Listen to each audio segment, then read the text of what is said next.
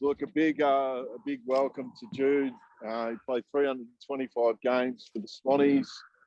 Dual premiership player, if you don't mind. Well, we're both in the same club, so that's all right, Jude. He's at Triple M and Channel 7.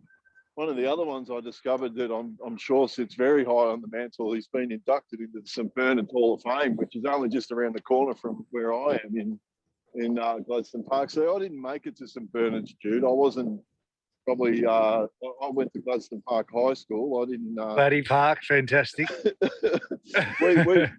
we used to look forward to playing all you private school blokes and see if we could punch the shit out of you. Hey, I still laugh at the Bernards boys because we literally played junior footy in the Footscray District Footy League, so we were seen as these toffee schoolboys. But then the seniors actually play over in the amateurs, and they're seen as the scum of the earth. So we're no one. We're like in the middle of the road, St Bernard. So the good thing is they're all good fellas. They're all pretty down to earth. That is so 100% spot on, isn't it? It's like you used to play like all of like the high schools and whatever, and you're seen as a bit toffee, and then 100% that I know through dealing with the real so-called blue bloods of Melbourne, of the St Kettons and all these other things. And I remember, like, I've been around them. Oh, we've got to go out to St Bernard's. And I'm like, they would hate it. They call it the snake pit. They go, we're going out to the snake pit. It's so far away. We're like, mate, just come over to Essendon. It's not that bad. It's not that bad, please. I used to laugh when we played junior pennant, just on that same thing. You talk about the ultimate in toffee, that when I was playing golf at Tullamarine Country Club, and you can imagine when Royal Melbourne used to have to come out and play Tullamarine at Tulla with the planes landing and the wind blowing at 90 k's an hour. So anyway, Jude, how's lockdown treating you? Like, I know that just tell everyone. Obviously, everyone knows about your decorated footy background, but what you're doing now, and then more importantly, what are the things that you're doing to be able to thrive through a pretty tough time?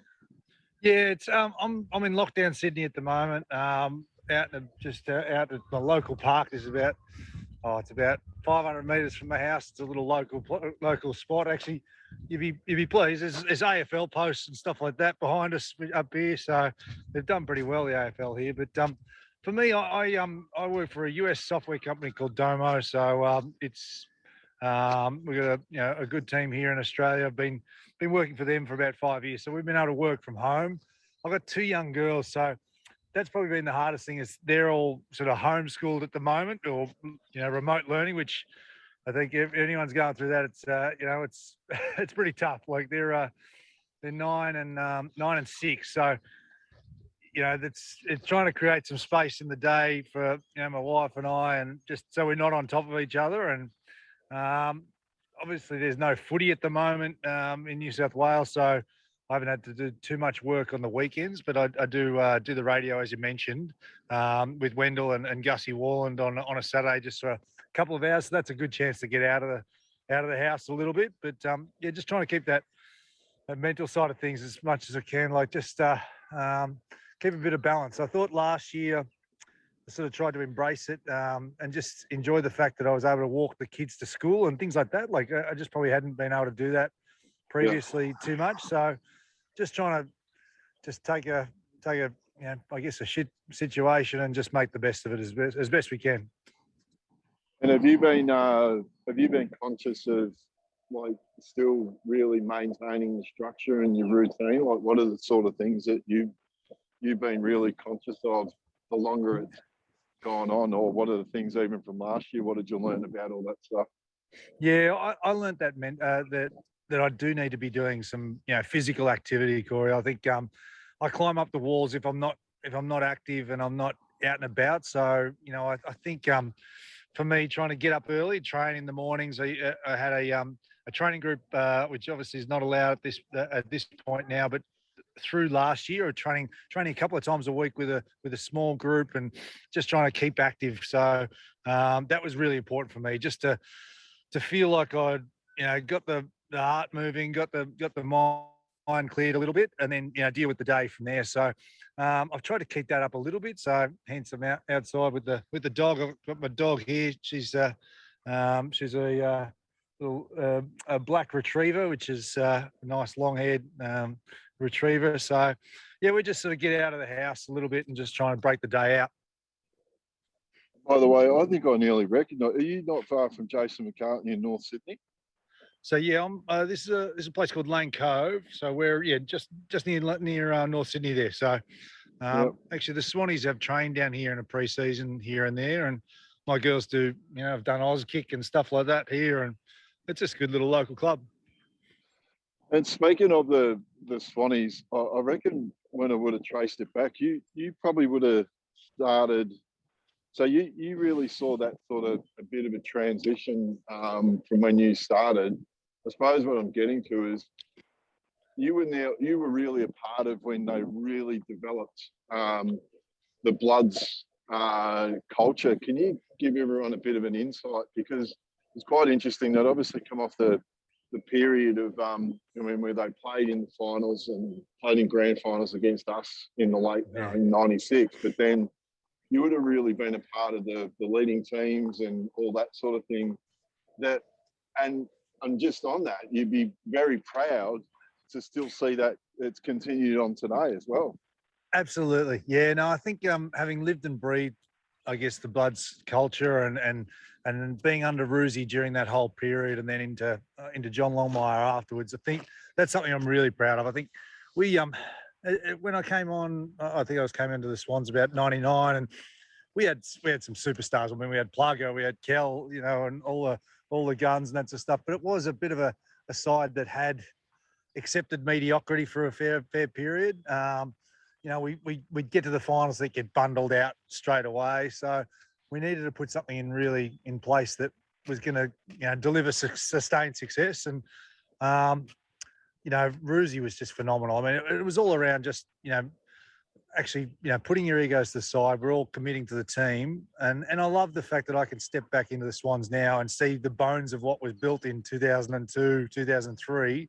It's still there, and it's obviously a different side. It's and that's the players get to shape it however they want, but there is a crux of that Blood's behaviours and cultures that we put in place back in the time, and it's served them really well. They come in, they put their egos to the side, they commit to the team. It's all around selfless acts, and I feel that there's some young guys who've really bought into it and playing good footy. And you are right. When you actually see that from the outside and when you see it's executed, it's a bit like in another way, like it's sort of like even the New England Patriots, for example, like they'll call it the Patriots way. Or I know I'd been the guys on the call had heard me. Now I think it's not, and please all the North Melbourne supporters take this the right way. I always used to say that the word shinbone of spirit was a load of shit. It's more about the fact that it's the way you go about it. It should be, and I like the word more Bloods culture or Patriots, but it's more all the ways that you actually go about it. Because when we were successful, no one used to mention shinbone of spirit. Yeah. You know what I mean? Well, Johnny Longmire was big on that. He goes, it's all around the feeling of how and being vigilant of, we want to maintain this. We don't even know it's not tangible, but we know what we're doing well, and we're just going to do everything to keep it that way. And it's sort of I think when you talk about Bill Belichick, you talk about those incredible coaches. They do have a way of just keeping and maintaining the standards, and it's not all driving it hard. It's keeping the fun in it as well, making sure there's time to actually celebrate success together and being close knit team. So I know the North boys used to go on footy trips, 45 of them all together and things like that. It was phenomenal. We love seeing that sort of team ethos. What were I know that so who drove that more? Was that Roosie driving that, or was that Roosie in conjunction with the guys from leading teams that really helped create that? Yeah, so it certainly was Roosie from the coaching perspective and bringing Ray McLean in from leading teams. But but I think we had a playing group that was willing to commit at that stage. So Stewie Maxfield was captain at the time. So he was just a really, a guy just wanted to drive this group. And we had a group of guys like Brett Kirk, myself, Goodsy, a heap of different blokes, Ryan O'Keefe, who just wanted to, we want to do something that's, be the players we want to be and be the team we want to be. And I think it was probably the right age group. We had guys around that 24 to 26 sort of age group who wanted to really do something special. And yeah, it was, I guess once you get a taste of it, you know what it's like. You think, hang on, we can do something here this year, and it's like a red rag to a bull from there. Is there any, and just on, that was probably going to be my next question. Is there any specific instance or moment where you suddenly thought, hang on, we're really onto something with the stuff that we've created? Like, is there any particular moment that you can think of where you thought, hang on, all this stuff that we're preaching and whatever? Because sometimes I think when we're going through the journey, we're actually wondering, hang on, is all this shit actually working? You know what I mean? But is there any, like, a specific moment where you're going, hang on, this is actually all coming together? Yeah, for me, and Ray McLean used to talk about it. It was almost that self-talk model. When things are going bad, you're almost looking to reaffirm where things are shit, and you validate yourself and say, oh, things aren't going well, and this is why, and look at that.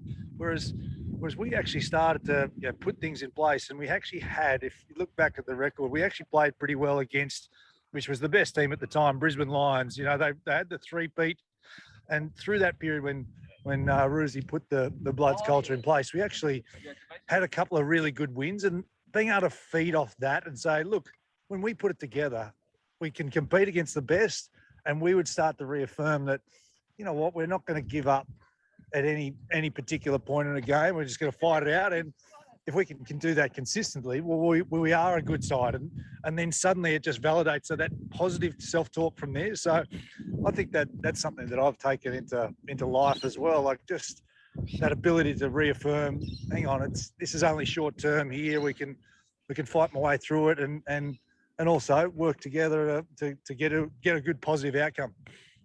And that was actually going to be my next question. Yeah, what are they the main things that you use, that you picked up from a personal point of view that you still use in your own life now?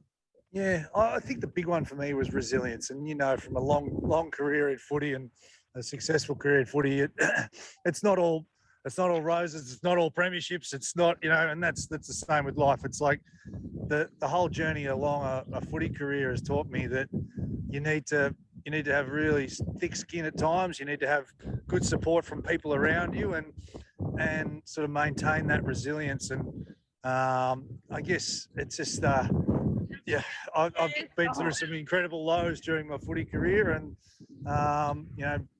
was on the trade table at different stages, lost form, lost confidence in myself. But you realise that if you just sort of have the people around you and work closely and keep working hard and maintain a positive attitude, you can get to another side, and yet it is only short term, and you find yourself again. Now, just only just a quick one. What about I remember when I watched, I saw what the Boomers were doing in terms of with Paddy Mills, and before the Olympics started, how they really got together, and even had the ceremony where they spoke about what it meant to play for the Boomers, and they got the Equpment hat. Yeah.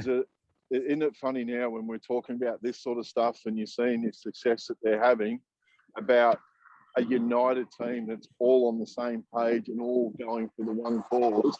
What powerful things you can do. Oh, it's wonderful to see how well they're performing. Actually, one of the guys I work with at Domo is actually team manager over there, Jason Smith. And Jason was a terrific basketballer in his own right. He went to 2 Olympics. He was 3-peat for the Sydney Kings. He was captain of them. So he's over there at the moment. And like he just said, the vibe amongst the team is just fantastic. Like, they are all selfless. They're just focused on being the best team that they can be, and they're loving that whole team environment. And you can see there's no reason why they can't be successful, because they're so selfless. I mean, that's that's the best thing. I mean, the fact that they touched up the Team USA in the lead up, now they get the opportunity in the big time. Now, just from a footy career playing point of view, knowing what you know now, what things would you do different, like in terms of from a performance point of view and coping with the rigors of AFL football? Like, if you had your time over again and go, oh, hang on, what would I change different? Like, in terms of, I mean, would there be any new habits or things that you would have picked up and you go, shit, I would have loved to have had that when I was playing football? Yeah, I think I mean, hindsight's always good. You'd love to live your footy career in reverse. I mean, what you know as a mature player, and you know how I think I've probably wasted the first couple of years getting my head around what's professional sport like. We certainly had a good couple of years, those early couple of years, living with you guys like Ryan Fitzgerald off the radio and that sort of stuff, Fitzy, and you know, we just had a lot of fun. But I probably wasted those first couple of years. But then once I realised how to prepare my body, prepare my mind before a game, and we just enjoyed a really good, successful period. I think, things that I don't think it.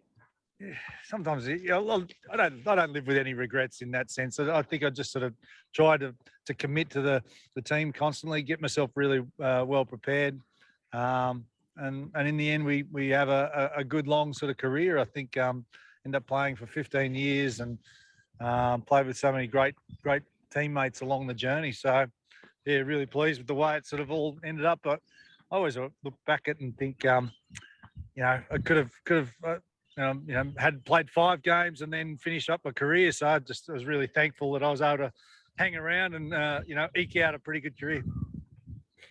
And then post-career, like when did all your post-career development and thoughts start to think, hang on, I'm actually going to be finished the game. Like, what do I want to do from a post-career point of view that's going to be every bit as, well, nothing's every bit as challenging as football, but I mean things that are actually going to get you up in the morning, get you motivated. When did that whole process start for you?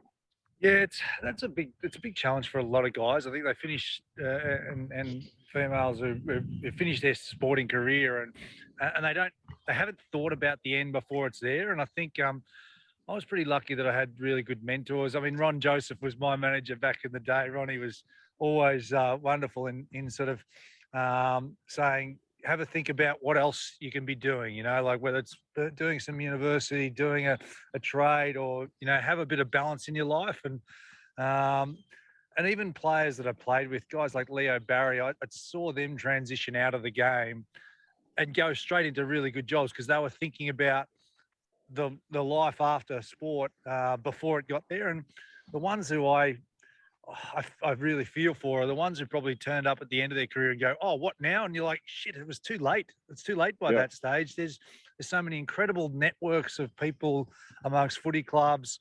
There's so many opportunities. It's a great stepping stone in life into post-footy. So I sort of did that, did a little bit of university and, had sort of good networks and things like that. And went into a little bit of player management first after footy, which was probably a good sort of soft landing spot. But then I got out of that and I was just doing a little bit of media and then got into this role at the software company. So yeah, been there 5 years and that was through a network and relationship at the club. So it was really positive and completely different challenge. I mean, you start from scratch again and but I love that sort of a thing that it's different to get up and have a different focus and a different learning part of my life. So just a different chapter, I guess.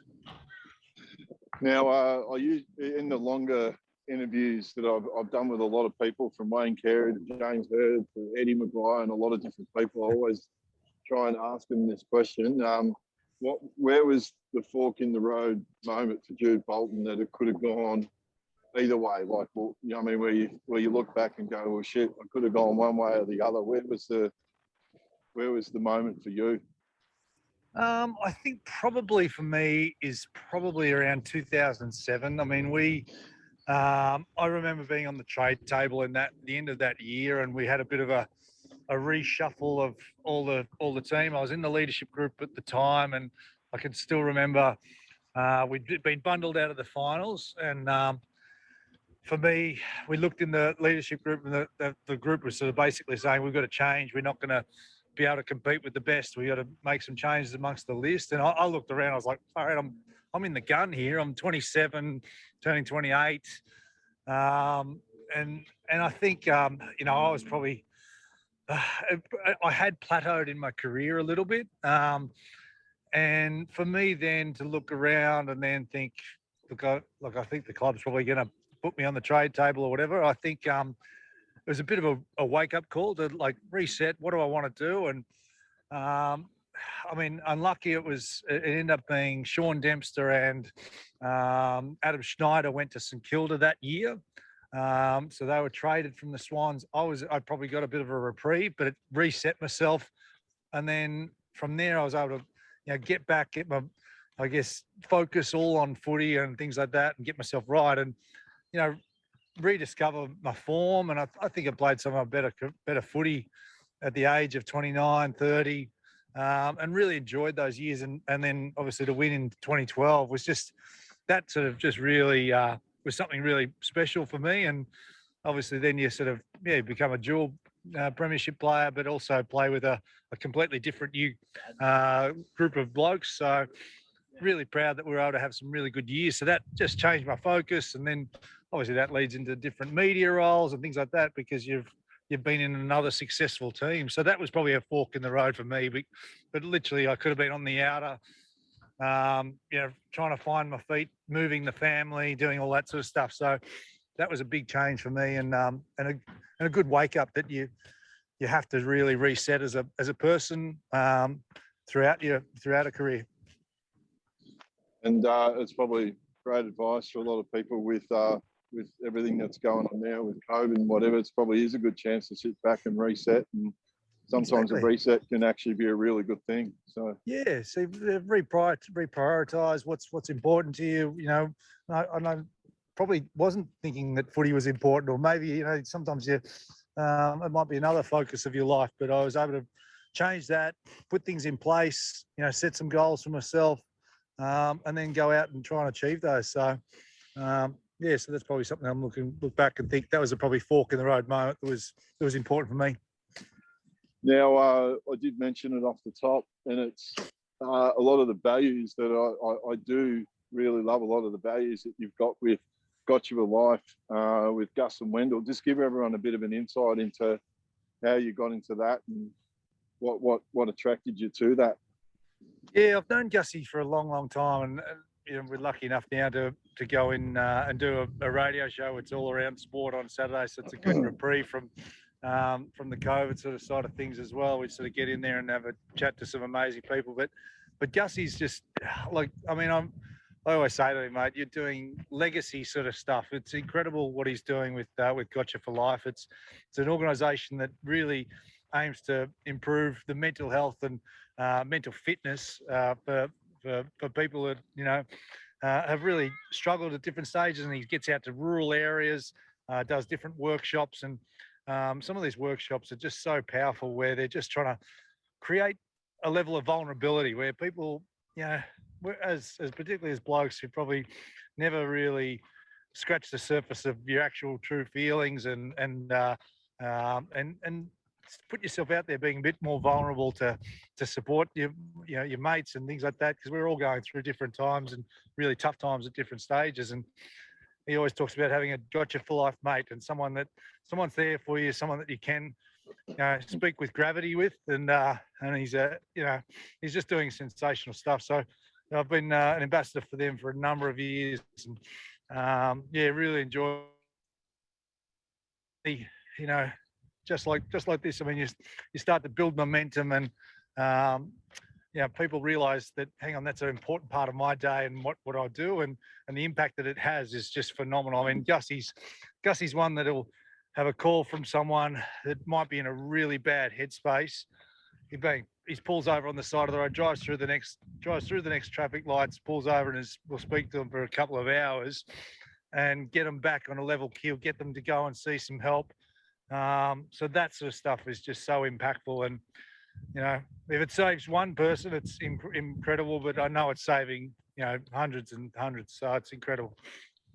Yeah, no, it's perfect. And I love all I said, all the ethos and all the guts behind it. It's very similar to what, I mean, we're talking about with Walk With Me as well. So You're doing wonderful stuff, mate.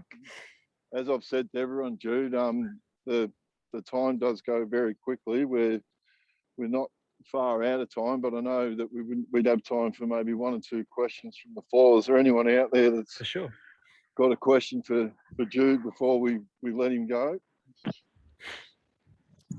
Jude, Pike here. Corey, can I jump in real quick? Got a question. Quick question. Everyone talks about life and sport and, you know, getting to the fork in the road and working out whether to turn left or right. How do you deal with that decision? And what support have you got around you to work out which is the right journey or right path to take? Yeah, no, it's a good question. I think obviously, you know, it's got to be circumstantial in what that fork in the road is. But I think having good advice of people that don't bullshit you and know you as a true person. And I've always had great advice from my two older brothers and close mates and family and my wife and things like that. So people that don't bullshit me and don't, you know, I guess send you down the wrong path. I think I just always, you know, sound them out and then trust your gut feel, I think. But having good people around you that aren't, I guess, pissing in your pocket or, you know, not seeing the true you. I think I'm always making sure I've got good people, a good circle of friends and people around me that give me good advice. And of course, there's times that I'll be, you know, gung ho and go off on my own tangent, but at least I've sought that advice out. Is a footballer virtually able to do an apprenticeship now with the time allocated football? It is hard. It is hard, but they try and they've got almost a half or almost a full day a week during the week that they can commit to something else. The Players Association has been good in the sense that it's tried to encourage guys going out and doing other things during the week, and whether it's a university, whether it's a trade, and they'll support that financially as well. So it's been a big thing. The transition of guys away from sport and not being prepared through having a trade or something to take the mind off footy, and we're always big on that as well as that. I think taking more on board while you're playing, whether it's doing some study or a trade, it actually helps your footy because you've got a bit more balance in your life. So I was always worried about the kids who came into the game, might have been drafted, and you're like, what else are you doing in your life? Because you're going to get chewed up and spat out of the footy. I mean, the average career is now 5.5 to 6 years. When Corey and I started playing, it was only 4 years back in the day. So, I mean, these guys are coming out at the age of 24, and some of them have just parked everything and not gone and done any personal development. So crucial that they've got their mind on other things because it helps them perform well as well. So, very, very great answer. Like, I know that, everyone thinks it's actually very much a contradiction, that everyone thinks that you put the more time you put into something, sometimes it's not sometimes, most of the time you'll find by having things outside of it and to take your focus away, you actually do perform a hell of a lot better. I know that if I didn't play golf, I'd pretty much be going up the walls or whatever. If I didn't have golf or if I didn't have a beer, I'd be going stir crazy. So it's a great answer. But Jude, I do appreciate, I know everyone really appreciates the time. There's a couple of great questions in there from Pikey and Jeff and the boys anyway. And easy to see why the Swans were very successful for a long time, to have someone that's a great leader like yourself and taking the time out to chat to us today. And happy to be involved at any stage. So, yeah, keep getting through this time with COVID. Make sure we get vaccinated. Make sure we get this place back open. I guess it's looking forward to catching up face to face at some stage for a proper beer. Yes, we will. And we might even make Wendell shout too, which would be even better.